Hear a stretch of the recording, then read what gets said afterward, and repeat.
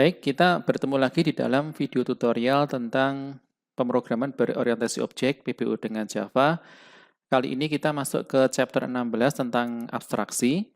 Abstraksi ini merupakan juga salah satu dari fitur yang ada di dalam PBO, dan fitur ini nanti bisa kita terapkan, kita bisa implementasikan ke dalam bahasa pemrograman Java. Nah, apa itu abstraksi ya? Tujuannya apa? Kemudian manfaatnya apa abstraksi itu, dan bagaimana teknisnya implementasi dari abstraksi dalam Java ini. Sebelum kita masuk ke pembahasan tersebut, kita berikan sebuah studi kasus terlebih dahulu yang menjadi latar belakang mengapa kita nanti bisa menggunakan abstraksi untuk menyelesaikan permasalahan yang akan kita bahas nanti. Ya. Nah, studi kasus yang akan dibahas di sini yaitu misalkan ada sebuah instansi, katakanlah bernama X. Di dalam instansi ini ada dua jenis karyawan yang bekerja di situ, yaitu jenis karyawan katakanlah A dan B. Ya. Nah, karyawan ini, ya semua karyawan tersebut itu memiliki atribut yang sama, yaitu misalkan NIK, nomor induk karyawan, dan juga nama dari karyawan tersebut. Ya, jadi setiap karyawan dia memiliki NIK dan memiliki nama. Kemudian terkait dengan gaji, semua karyawan yang bekerja di instansi itu nanti akan diberikan gaji pokok yang sama besarnya, yaitu misalkan 3 juta rupiah per orang ya, per bulan. Kemudian selain gaji pokok, nanti juga ada tunjangan. Akan tetapi ini tunjangannya berbeda setiap jenis karyawannya. Misalkan karyawan A itu tunjangannya adalah 1,5 juta per bulan. Kemudian untuk karyawan B itu misalkan 2 juta per bulan. Ya. Nah, kemudian nanti total gaji yang akan diterima oleh karyawan itu dihitung dari penjumlahan dari gaji pokok dan tunjangan tersebut. Ya, berarti di sini ada di antara dua jenis karyawan itu berarti ada kesamaan, yaitu adanya NIK dan nama, kemudian gaji pokoknya juga sama, yang berbeda hanya tunjangannya saja. Ya, yang satu tunjangannya sekian dan satu tunjangannya sekian, seperti itu. Nah, sekarang kita dari kasus ini itu sebenarnya kita bisa menyelesaikan dengan menggunakan tanpa menggunakan abstraksi, itu sebenarnya kita sudah bisa menyelesaikan ini dengan Java ya. Sekarang kita akan lihat contoh kode program yang kita buat dengan Java untuk menyelesaikan permasalahan ini ya. Nah, selanjutnya dari studi status yang diberikan tadi, sebenarnya kita bisa membuat program Java-nya seperti ini misalkan ya. Jadi nanti kita menerapkan konsep inheritance dan juga encapsulation. Misalkan di sini saya buat sebuah kelas yaitu karyawan. Kemudian di dalam kelas karyawan ini ada dua atribut yaitu nick dan nama. Tadi di dalam studi kasus disebutkan bahwa setiap karyawan itu memiliki nick dan nama ya. Sedangkan nick dan nama ini adalah dua atribut yang sifatnya sensitif ya. Maka di sini kita bisa menerapkan apa itu encapsulation, yaitu kita buat dua atribut ini sebagai private. Kemudian untuk bisa mengakses kedua atribut ini, di sini misalkan saya buat setter metodenya yaitu setNick dan setNama ya. Kemudian tadi di studi kasus juga disebutkan ada informasi bahwa setiap karyawan itu ada gaji pokok yang sama, yaitu 3 juta. 3 juta rupiah seperti ini. Maka saya buat getter method untuk gaji pokoknya seperti ini. Ya.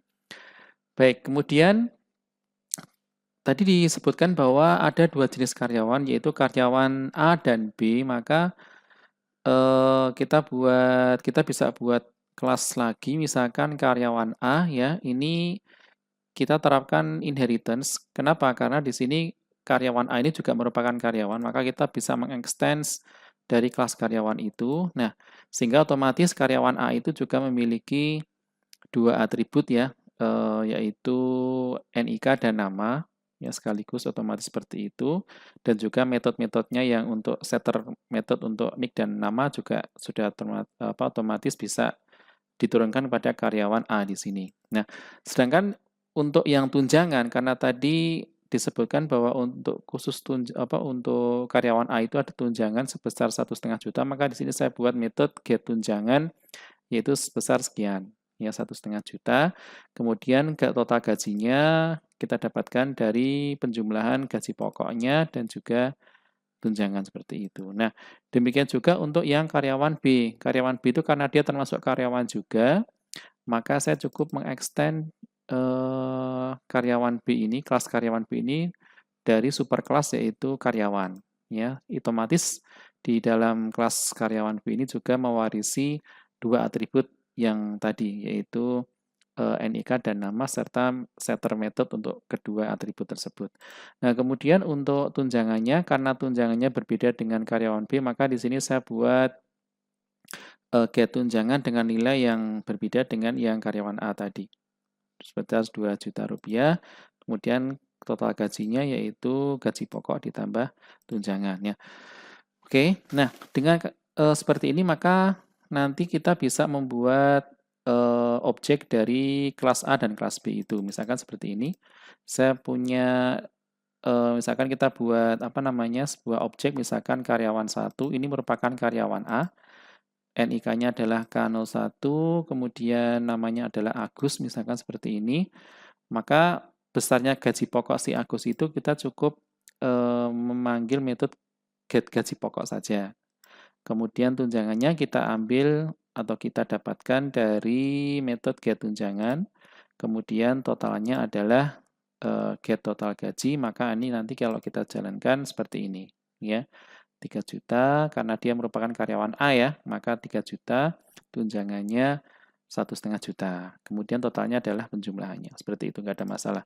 Demikian juga untuk karyawan B nanti juga sama seperti itu. Nah, problemnya adalah ketika tadi kita sudah definisikan kelas karyawan seperti ini, maka kita juga bisa membuat objek dari kelas karyawan itu. Nah, seperti ini. Karyawan, misalkan karyawan objeknya misalkan K3. New karyawan seperti ini ya, dari kelas karyawan. Kemudian kita bisa beri nick-nya misalkan K03 seperti ini. Kemudian namanya misalkan Budi misalkan.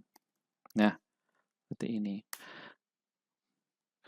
Nah, K3 ini ya, karena tadi kita sudah definisikan bahwa di kelas karyawan itu ada gaji pokoknya, maka ya seperti ini ya gaji pokok, maka ini kita juga bisa dapatkan nilai dari gaji pokok si Budi itu. Gaji pokoknya adalah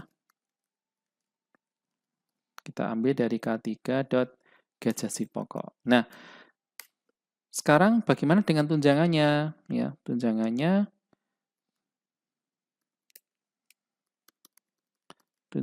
di sini bisa nggak kita dapatkan? K3. Nah, tunjangannya berapa? Di sini nggak ada, nggak muncul. Ya, tidak bisa. Kenapa? Karena tadi nilainya besar besar nilai dari tunjangan itu didefinisikan di kelas karyawan A dan kelas karyawan B. Sedangkan di karyawan A ini belum disebutkan ya, belum disebutkan tunjangannya berapa. Nah, seharusnya setiap karyawan itu jelas statusnya, apakah dia termasuk karyawan A atau karyawan B, maka seharusnya kita tidak bisa melakukan instansiasi sebuah objek dari kelas karyawan itu. Nah, ini adalah problem, ya, adalah problem yang nanti kita akan cari solusinya menggunakan konsep abstraksi nanti, ya, seperti itu. Oke. Baik, sekarang kita akan membahas apa itu abstraksi.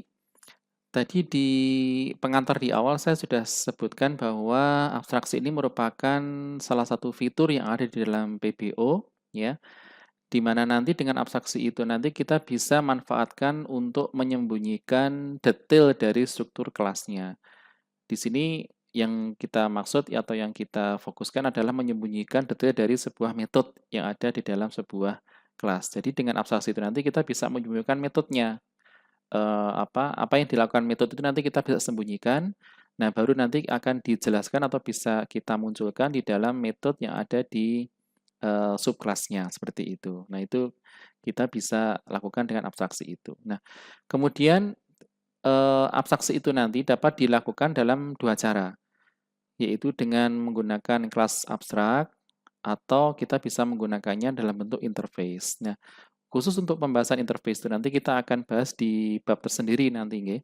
Kemudian nanti kita di bab ini hanya membahas kelas abstrak saja. Nah, apa itu kelas abstrak? Kelas abstrak adalah sebuah kelas yang di dalamnya memiliki minimal satu metode yang sifatnya abstrak. Ini perlu kita garis bawahi ya. Jadi sekali lagi, kelas abstrak adalah kelas yang di dalamnya memiliki minimal satu buah metode yang abstrak. Nah, apa itu metode abstrak? Metode abstrak adalah sebuah metode yang belum dijelaskan secara detail proses di dalamnya. Cirinya apa? Cirinya nanti metode ini dia tidak memiliki body, ya, dia tidak memiliki instruksi-instruksi yang akan dijalankan ketika metode itu dipanggil.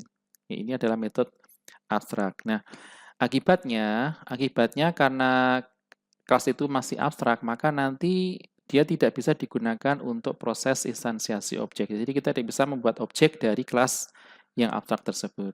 Nah, kemudian kelas abstrak itu nanti dapat memuat metode baik metode abstrak maupun yang non abstrak. Ya, pokoknya minimal satu metode yang sifatnya abstrak. Sisanya boleh non abstrak seperti itu. Kemudian berikutnya, nah lantas bagaimana kalau sebuah kelas yang kita definisikan abstrak itu bagaimana cara menggunakannya? Nanti penggunaannya itu nanti akan dilakukan dalam proses inheritance. Jadi nanti penggunaannya dari kelas abstrak itu nanti ketika kita menerapkan konsep inheritance, ya. Jadi ketika kita membuat objek dari subkelasnya dari kelas abstrak itu baru kita bisa memanfaatkan komponen-komponen yang ada di dalam kelas abstrak itu.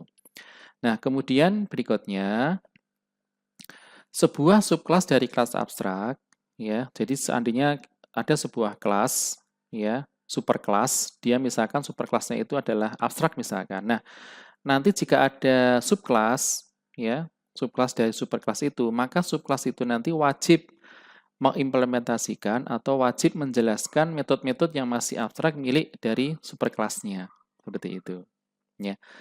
Apabila subkelas itu nanti dia tidak mengimplementasikan atau tidak menjelaskan detail dari metode yang masih abstrak miliknya superkelasnya itu, maka akibatnya subkelasnya itu nanti dia juga masih abstrak juga. Ya, seperti itu. Jadi ini semacam konsekuensi yang harus ditanggung oleh sebuah subkelas tatkala dia memiliki superkelas yang dia masih abstrak superkelasnya. Maka konsekuensi dari subkelas itu dia harus menjelaskan detail, ya, atau mengimplementasikan detail dari metode yang masih abstrak miliknya superkelasnya. Ya, seperti itu. Baik, sekarang kita akan mencoba memberikan contoh ya, contoh dari konsep abstraksi di sini. Misalkan di sini saya punya sebuah kelas namanya kelas A, ya. Nah, kelas A ini misalkan memiliki sebuah metode, ya, sebuah metode yang sifatnya misalkan void, ya. Void ini misalkan sifatnya public ya. Public void misalkan my method. Nah, seperti ini. Oke. Jika ada sebuah metode yang ini tidak ada bodinya, jadi kalau body itu kan biasanya ada seperti ini, isinya apa seperti ini adalah metode yang tidak abstrak, ya, tidak abstrak karena dia punya body. Nah, kita bisa membuat metode yang tidak punya body seperti ini. Ini namanya metode yang abstrak. Nah, untuk metode yang tidak punya body ini nanti kita harus beri label sifatnya adalah abstrak. Nah, seperti ini. Oke, metode abstrak seperti ini berarti menandakan bahwa metode ini dia tidak punya body. Ya, maka kita definisikan sebagai kelas sebagai metode yang abstrak. Nah, apabila sebuah kelas itu memiliki minimal satu buah metode yang abstrak, maka kelas ini nanti kita harus nyatakan dalam kelas yang abstrak juga dengan kita tambahkan keyword seperti ini, abstrak. Ya, kalau tidak ditambahkan ini nanti dia error. Maka ini kita harus kalau seperti ini saja dia nanti error karena dia memiliki kelas ya, memiliki metode yang abstrak. Supaya tidak error, ini kita harus kita beri label abstrak seperti ini. Nah, seperti ini. Ya. Nah, kemudian Apabila ini kita anggap sebagai superclass ya, kemudian kita bikin kelas yang baru lagi seperti ini, misalkan kelas B misalkan. Nah, kelas B ini adalah subkelas dari kelas A itu. Nah, seperti ini ya. Ya. Nah, di sini begitu kita tambahkan extends A, ini tiba-tiba dia menjadi merah. Ini berarti ada sesuatu yang salah. Nah, supaya nanti tidak merah, tidak error, maka nanti tugas di dalam kelas B itu dia harus menjelaskan atau mengimplementasikan metode-metode yang masih abstrak miliknya A itu. Ya, di sini my method ini adalah metode yang masih abstrak, maka nanti supaya B ini tidak error, tidak tidak muncul error seperti ini, maka tugasnya di dalam kelas B itu dia harus menjelaskan atau memberikan body dari metode yang masih abstrak miliknya A tadi. Seperti ini. Yang seperti ini, misalkan di sini kita buat seperti ini ya. Tadi namanya my method ya. My method kan seperti ini. Misalkan hello world, misalkan dia yang dilakukan hanya mencetak hello world seperti ini. Oke. Maka di sini merah-merahnya hilang ya. Seperti itu. Tapi kalau misalkan ini masih belum belum mengimplementasikan dari metode yang masih abstrak miliknya superkelasnya, maka nanti ini ini misalkan kita hapus ya. Kita hapus. Nah, ini kalau belum menjelaskan metode atau belum memberikan implementasi dari metode yang masih abstrak miliknya superkelasnya, ini kita harus berikan label abstrak lagi ya. Berarti dia masih merupakan subkelas yang masih sifatnya abstrak karena dia belum menjelaskan atau belum mengimplementasikan metode-metode yang masih abstrak miliknya A, miliknya superkelasnya. Nah, seperti itu. Ya. Ini konsep di dalam abstraksi, ya. Nah, kemudian pertanyaan berikutnya, kapan ya kita menggunakan konsep abstraksi itu, ya. Jadi di sini saya memberikan semacam tips ya, kapan kita bisa menggunakan konsep abstraksi itu. Ya, pertama yaitu apabila kita menginginkan sebuah ini ya semacam guidelines ya, semacam panduan ketika membuat kelas yang bersifat konkret ya atau non abstrak. Contohnya tadi misalkan, tadi dalam studi kasus di awal tadi disebutkan bahwa eh, karyawan ya, setiap karyawan dia memiliki nama, kemudian memiliki NIK, yaitu itu semacam petunjuk bahwa setiap karyawan itu memiliki NIK dan nama, dan juga dia memiliki gaji pokok ya. Kemudian tadi dijelaskan juga bahwa setiap karyawan itu ada tunjangannya. Nah, seperti itu. Itu semacam guideline-guideline yang nanti kita bisa terapkan konsep abstraksi itu ya. Kemudian nanti juga ada tadi di awal tadi disebutkan bahwa ada perhitungan gaji totalnya. Total gaji yang merupakan hasil penjumlahan dari gaji pokok ditambah dari tunjangan ya. Sehingga setiap karyawan dia memiliki NIK, nama, kemudian gaji pokok, kemudian tunjangan dan total gajinya seperti itu ya. Kemudian kondisi yang kedua, kapan kita menggunakan abstraksi yaitu apabila kita menginginkan untuk mendefinisikan sebuah kelas dengan atribut atau metode yang sifatnya mandatori ya, mandatori atau sesuatu yang penting ya yang harus ada bagi setiap subkelasnya. Namun belum jelas detail dari metode tersebut. Tadi di studi awal kasus tadi awal bahwa yang merupakan mandatori itu adalah NIK, nama, kemudian gaji pokok, ya, terus kemudian tunjangan, ya, dan juga perhitungan total gajinya. Namun untuk yang tunjangan itu kan dia masih belum jelas karyawannya, tergantung dari jenis karyawannya tadi, ya. Maka kasus yang di awal tadi itu kita bisa menggunakan abstraksi, ya. Baik, setelah kita tahu apa itu abstraksi dan kapan kita menggunakan abstraksi, maka kita kembali ke kasus awal tadi. Maka kasus yang di studi kasus awal tadi itu sebenarnya kita bisa menerapkan konsep abstraksi di dalamnya, ya. Sehingga untuk kasus yang ini tadi, kita anggap kelas karyawan itu sebagai kelas yang sifatnya abstrak. Kenapa? Karena untuk yang gaji pokoknya itu kan gaji apa? Gaji tunjangannya itu kan dia wajib ya, ada ya. Karena tadi setiap setiap karyawan kan dia memiliki tunjangan. Namun tunjangannya nanti tergantung dari jenis karyawannya. Maka di sini nanti kita bisa membuat sebuah metode yang masih abstrak, ya.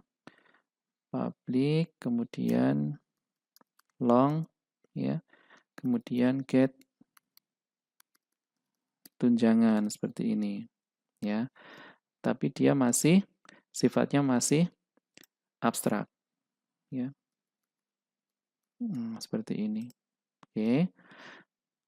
Ya, jadi di sini karyawan, setiap karyawan dia punya nick, punya nama, kemudian ada metode set nick-nya, ada metode set namanya, ada get gaji pokoknya, ya semua gaji pokoknya tadi kan 3 juta untuk semua karyawan.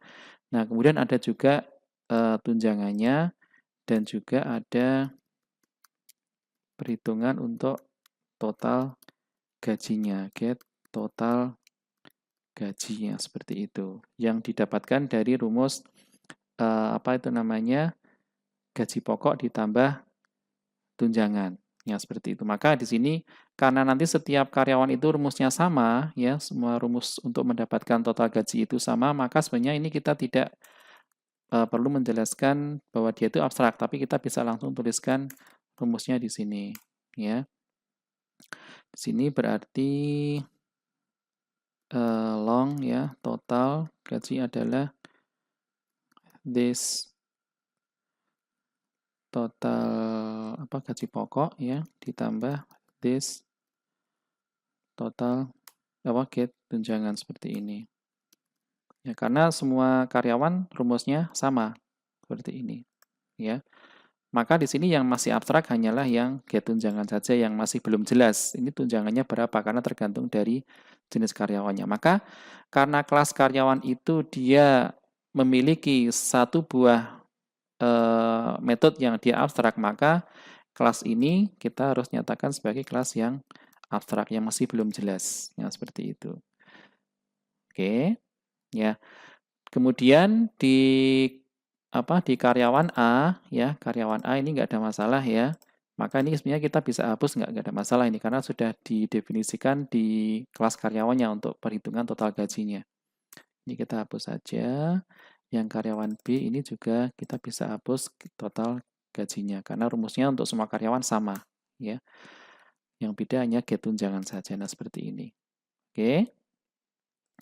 Nah, kemudian kita lihat dampaknya sekarang. Ya, untuk yang contoh pertama tadi, untuk karyawan 1, ini nggak ada masalah seperti ini.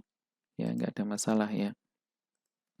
Nah, sekarang bagaimana kalau kita ingin mencoba membuat objek baru instansiasi dari kelas karyawan seperti yang di awal tadi. Tadi kita sudah buat ini kelas karyawan di sini sebagai abstrak, maka dampaknya kita tidak bisa membuat objek atau tidak bisa melakukan instansiasi sebuah objek dari kelas karyawan itu. Di sini kita lihat, ketika kita membuat objek baru, misalkan K3 dari kelas karyawan, nah ini dia nggak bisa. Ya, seperti ini. Ini yang kita harapkan seperti ini. Ya. Jadi, kita bisa membuat objek karyawan itu kalau sudah jelas karyawannya karyawan A atau karyawan B. Tapi kalau hanya dari kelas karyawan tok, maka dia tidak bisa seperti itu. Ya.